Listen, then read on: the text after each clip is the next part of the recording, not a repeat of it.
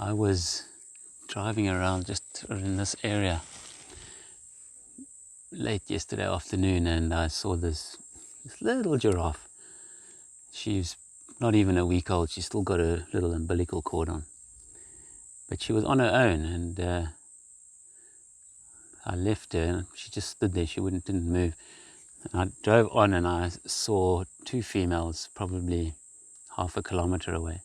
And giraffe often do stash their little ones away while they go and feed, and then they come back to them later.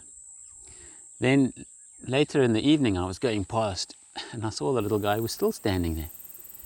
So I was filming him away, and he just stood there. He didn't, looked around. Every now and then he'd move his legs as if he was tired of standing. I don't know why he didn't lie down, or why she didn't lie down. And then I heard this shuffling to my right, and I didn't want to put a light on there to see what it was. And then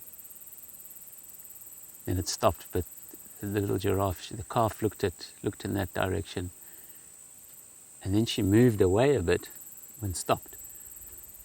And then the footsteps came closer, and it was the mother. And the mother came right in, up to her, sniffed her bum, and then they moved off together, probably off to go and suckle her little one. But it was so beautiful seeing this little guy. And they were so close to the car. I mean, you see the shot where my camera goes up and I'm almost looking up, underneath this giraffe. The mom was right there.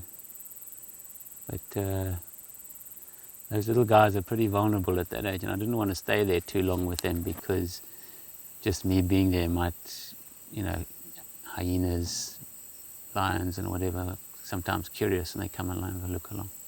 So I let them be, and hopefully that little guy or that little girl is going to make it. And you see here how the elephants have totally trashed this false marula.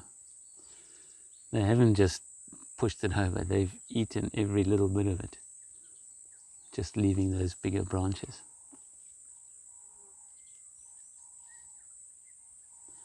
And then later on in the evening, there was a lion, I was doing a time lapse, and the lion was roaring close by. And then I couldn't find him, he roared again, couldn't find him, he roared again, and then I found the guy.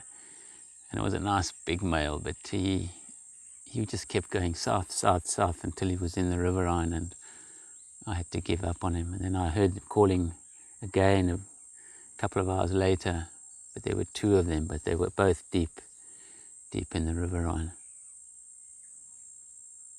And I saw a huge herd of eland last night, probably about 200 eland. Just couldn't find them this morning. Nowhere to be seen, just moved off somewhere. I should have actually gone back to where I'd seen them and followed their tracks, but didn't get down to doing that.